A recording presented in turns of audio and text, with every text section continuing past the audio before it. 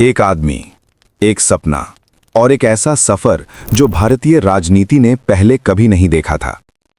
साल था 2013। दिल्ली की सत्ता पर कांग्रेस का कब्जा था। मनमोहन सिंह प्रधानमंत्री थे और देश थका हुआ था, भ्रष्टाचार से, महंगाई से, निराशा से। लेकिन उस वक्त गुजरात में एक नेता था जिसे पूरा देश जानता तो था मगर समझता नहीं था, जिसे उसकी अपनी पार्टी के अंदर ही कुछ लोग रोकना चाहते थे, जिसके ऊपर दंगों का कलंक था, जिसे मीडिया विभाजनकारी कहती थी। फिर भी 2014 में वो इतिहास के सबसे बड़े जनादेश के साथ प्रधानमंत्री बने। ये कहानी सिर्फ जीत की नहीं है, ये कहानी उस रणनीति की है जो पर्दे के पीछे बुनी गई थी, उन चालों की जो शतरंज की बिसात पर एक एक करके चली गईं, और उस इंसान की जो कभी आरएसएस का साधारण प्रचारक था और जिसने खुद को भारत का अगला प्रधानमंत्री बनाने की ठानी थी। तो शुरू करते हैं शुरुआत से।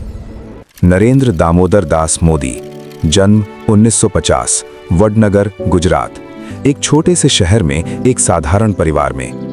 बचपन में चाय बेची, स्कूल के बाद आरएसएस की शाखाओं में जाने लगे और धीरे धीरे वो संगठन की रीढ़ बनते गए। आरएसएस का प्रचारक होना कोई छोटी बात नहीं होती।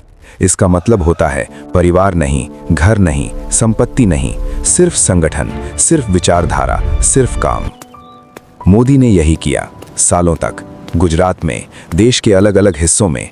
और इसी दौरान उन्होंने कुछ सीखा जो बाद में उनका सबसे बड़ा हथियार बना। लोगों को पढ़ना, भीड़ को समझना और संदेश को सही वक्त पर सही तरीके से पहुंचाना। 1988 में उन्हें बीजेपी का काम सौंपा गया और यहीं से शुरू होती है असली कहानी। बीजेपी उस वक्त एक उभरती हुई ताकत थी।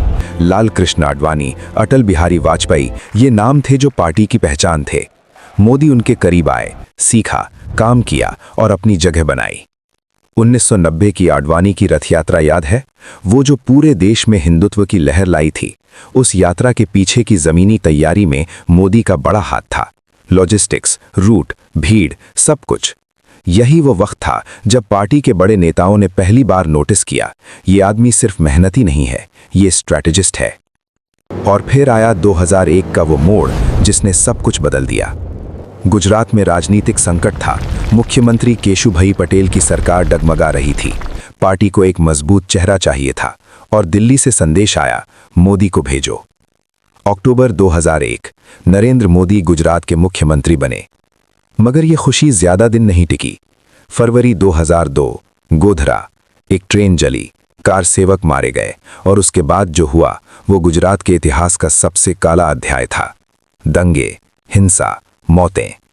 मोदी पर आरोप लगे, देश और दुनिया ने सवाल पूछे, अमेरिका ने वीजा रद्द किया, मीडिया ने उन्हें कटघरे में खड़ा किया। अटल बिहारी वाजपेयी ने कहा था, राजधर्म का पालन होना चाहिए। और उस एक लम्हे में कई लोगों को लगा कि मोदी का राजनीतिक करियर खत्म हो गया है। लेकिन मोदी ने इस्तीफा नहीं दिया, बल्कि उन्होंने कुछ ऐसा किया जो बहुत कम नेता करते हैं। उन्होंने क्राइसिस को अपॉर्चुनिटी में बदला।